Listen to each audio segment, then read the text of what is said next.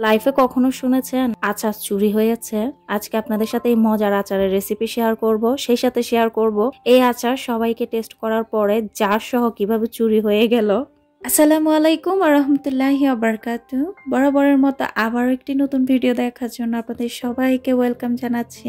এখন কিন্তু জলপাইয়ের সিজন চলছে, দেখছি সবাই জলপাইয়ের আচারের রেসিপি দিচ্ছে।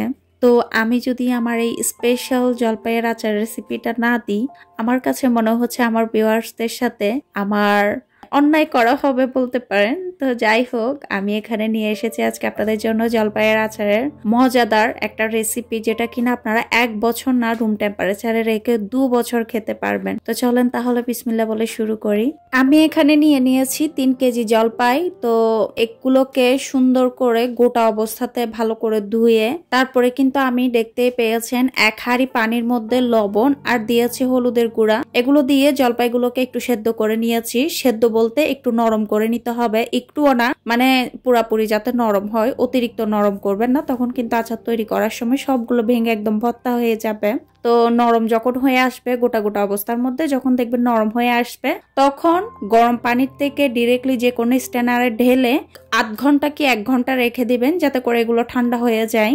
আর এর মধ্যে দেখতে পাবেন আপনারা পানিগুলো একদম ঝরে যাবে। তো আর কিন্তু অবশ্যই ঠান্ডা পানি লাগাবেন না গরম পানিটার মধ্যে সিদ্ধ করার পরে। এরপরে কিন্তু আমি প্রত্যেকটা জলপাইকে সুন্দর করে ছুরি দিয়ে দিয়ে দাগ কেটে নিয়েছি। এই কাজটা আপনারা চাইলে কাঁচা জলপাইকেও করতে পারেন, বাট এক্ষেত্রে আমার কাছে মনে হয় একটু জোর দিতে হয়। সো সেই কারণে আমি এগুলোকে সেদ্ধ করে তারপরে করেছি। এরপরে কিন্তু আমি একটা থালের মধ্যে কাপড় দিয়েছি, তারপরে উপরে আরো একটা মানে কাপড়ের পার্ট দিয়ে সুন্দর করে আমি এগুলোকে একদিন কড়া রোদে শুকিয়ে নিয়েছি। অতিরিক্ত কিন্তু শুকানো যাবে না, তখন কিন্তু এগুলো শক্ত হয়ে যাবে। তো এরপরে দেখতেই পাচ্ছেন আমি এখানে চুলার মধ্যে দিয়ে দিয়েছি পরিমাণ মতো তেল, তার সাথে বেশি করে রসুনকে একটু থেতো করে দিয়েছি, অতিরিক্ত থেতো করিনি। গোটা রসুন জাস্ট স্কিন ফেলার জন্য আমি উপর থেকে দিয়ে দিয়ে থেতো করে নিয়েছি। আর থেতো করে দিলে যেটা হয়, রসুনের ফ্লেভারটা খুবই সুন্দর আসে। সেই সাথে কিন্তু আচারের মধ্যে গোটা গোটা রসুন গুলো খাওয়া যায়। আর এতে করলে রসুন আর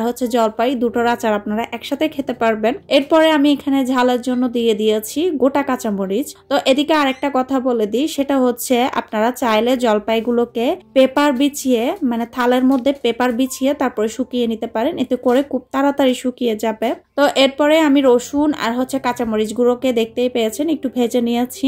তারপরে কিন্তু 1 চা চামচ পরিমাণ, বেশি কিন্তু না, 3 কেজি জলপাইয়ের জন্য জাস্ট আমি 1 চা চামচ পরিমাণ পাঁচফোড়ন, গোটা পাঁচফোড়ন দিয়ে কিছুক্ষণ ভেজেছি। এন্ড এখানে দিয়ে দিচ্ছি আমি কালো আর সাদা সরিষা। তো আপনারা চাইলে কালোটা যদি না পান তাহলে সাদা সরিষাটা দিতে পারেন। আর যদি কালো সাদা একসাথে মিক্স করে দেন, তাহলে সেই ক্ষেত্রে কালো সরিষা যদি 1 ভাগ দেন, সাদা সরিষা দিতে হবে 2 ভাগ।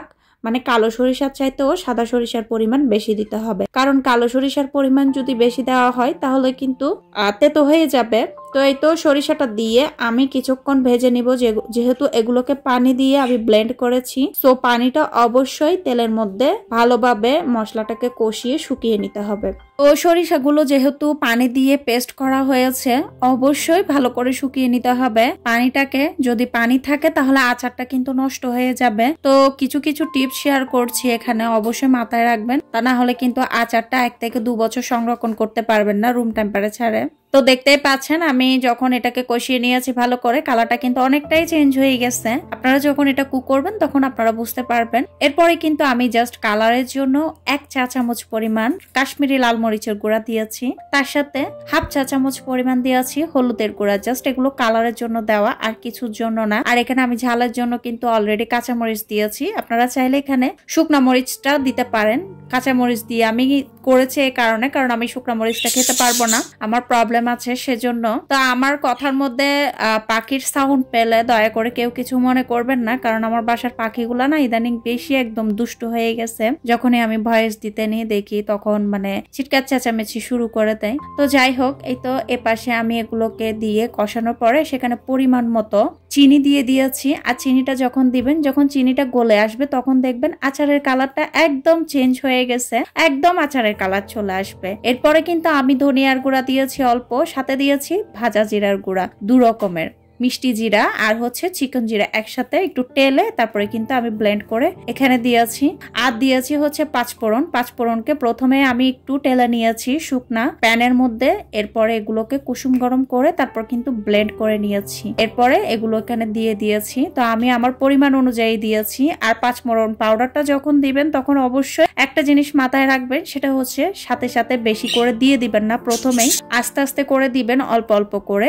তারপরে কিন্তু একটু মুখে লাগিয়ে লাগিয়ে দেখবেন, যদি পাঁচফোড়ন পরিমাণ বেশি হয়ে যায় তাহলে কিন্তু আচারের টেস্ট ভালো হবে না। আর এখানে একটা কথা অবশ্যই বলে দিই, সেটা হচ্ছে রসুন, সেই সাথে হচ্ছে সরিষা বাটা, হ্যাঁ, বেশি করে দিতে হবে, তাহলে কিন্তু আপনার আচারটা খুবই গ্রেভি গ্রেভি হবে আর খেতে অনেক বেশি ভালো হবে। তো এরপরে আমি স্বাদ মতো লবণ, বিট লবণ, ভিনেগার আর হচ্ছে যে জলপাইগুলো শুকিয়ে রেখেছি সেগুলো দিয়ে ভালো করে মিক্স করে নিয়েছি। আর অবশ্যই ভিনেগারটা দিতে হবে, তা না হলে কিন্তু আচারটা সংরক্ষণ করতে পারবেন না।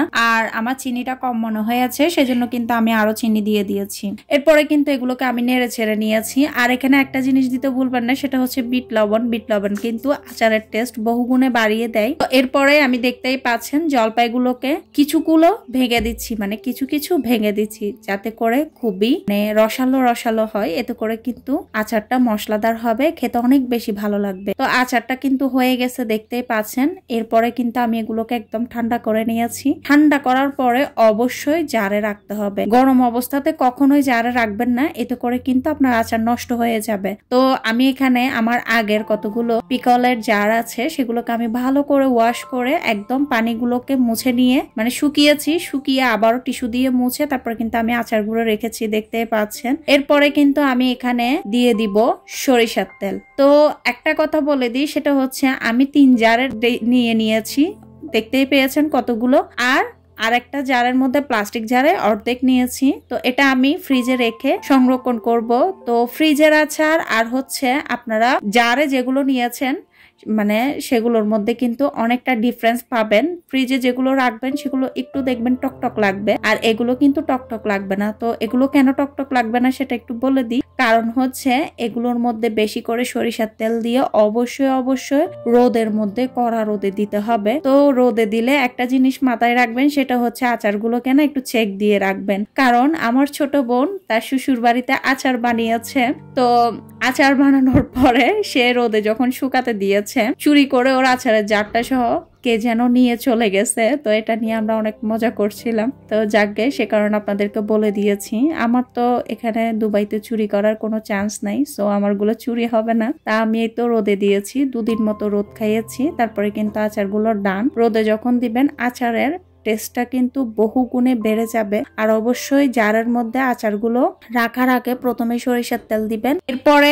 সরিষার তেলগুলো সব দিক দিয়ে লাগিয়ে নেবেন, পুরা জারের মধ্যে ঘুরিয়ে ঘুরিয়ে অল্প করে দিলেই হবে। তারপরে আচারগুলো দিবেন, এরপরে কিন্তু আবার উপরের দিকে সরিষার তেল দিবেন, আর কোনা কোনা দিয়ে চামচ দিয়ে একটু একটু সরিয়ে দিবেন, যাতে করে সরিষার তেলটা একদম সাইড পর্যন্ত যায়। এতে করে কিন্তু আচারগুলো নষ্ট হবে না। তো এভাবে আপনারা রোদ খাইয়ে 2 দিন মতো, তারপরে কিন্তু রুম টেম্পারেচার রেখে দিতে পারেন একদম 2 বছরের জন্য। জাস্ট মাসে একবার বা 2 মাসে একবার যদি রোদে দেন তাহলে কিন্তু হয়ে যাবে, কোনো প্রকার আর ফ্রিজে রাখতে হবে না। যদি সত্যি কথা বলতে যাই তাহলে আমি বলবো ফ্রিজের আচারের টেস্ট আর হচ্ছে এই যে রোদে দিয়ে যে আচারটা রাখবেন রুম টেম্পারেচারে, সেটার টেস্টের মধ্যে আকাশ আর হচ্ছে পাতালের ডিফারেন্স। কারণ যেটা রোদের মধ্যে দিবেন সবসময়, মানে মাস 2 মাস পর পর রোদে দিয়ে দিয়ে রাখবেন, সেটা কিন্তু যতই মজবে, মানে রোদ খাবে, ততই কিন্তু এটা টেস্ট অনেক গুণে বেড়ে যাবে। তা আমি যদি মিথ্যা কথা বলি, আপনারা ট্রাই করে দেখতে পারেন। তো অনেকের প্রশ্ন থাকতে পারে এই দেশে জলপাই কোথায় পেলাম। সত্যি বলতে আমি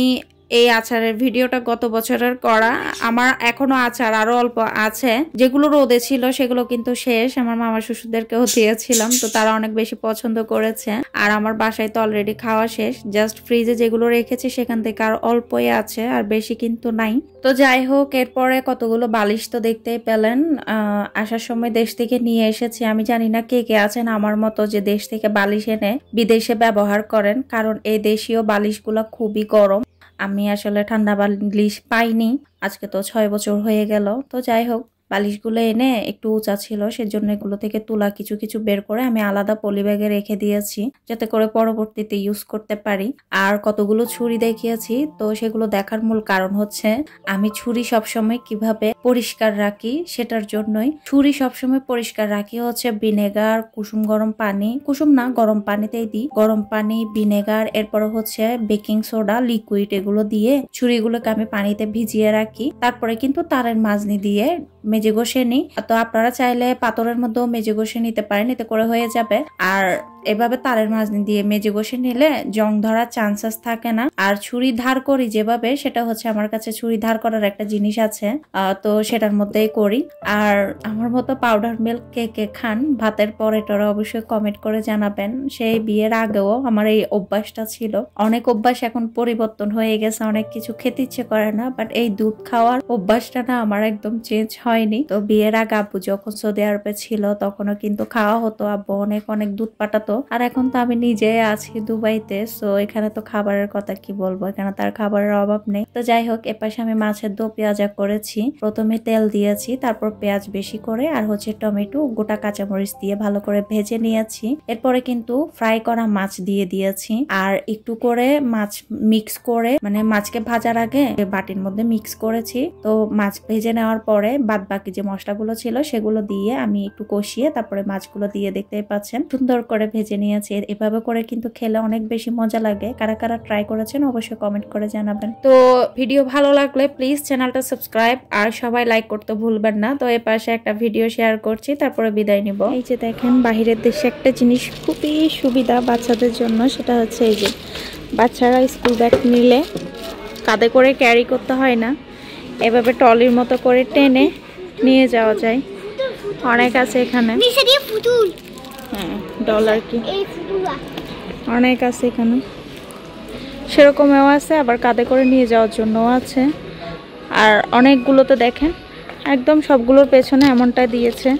তা এমন একটা সময় ছিল আমার বাবা এরকম ব্যাগ নিয়ে গিয়েছিল, মানে এটা এভাবে করে নিয়ে যাবে আর কি, আর একটু বড় সাইজের।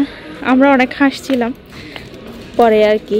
আসলে মূল কথা হচ্ছে এগুলো সুবিধার জন্য দেওয়া হয়, যাতে করে বাচ্চাদের কাঁধে করে ব্যাগটা ক্যারি করতে না হয়। আমার হাজব্যান্ড আমাদেরকে নামিয়ে দিয়ে গিয়েছে হচ্ছে অন্য কাজে, তা আমাকে শপিং করতে বলেছে। শপিং বলতে আমি আসছি হচ্ছে ঘরের বাজার করতে। এরপরে এখানে উপরে কাপড় চোপড় আছে, তো সেগুলো দেখছিলাম। টলি নিচে, ছেলে আমাকে বলতেছে টলি কই, এখানে এই যে টপস আছে, প্যান্ট সহকারে 2 পিস, হ্যাঁ 2 পিস, এগুলো হচ্ছে 2 পিস। প্রাইস কত? 43 দিরহাম, খারাপ না।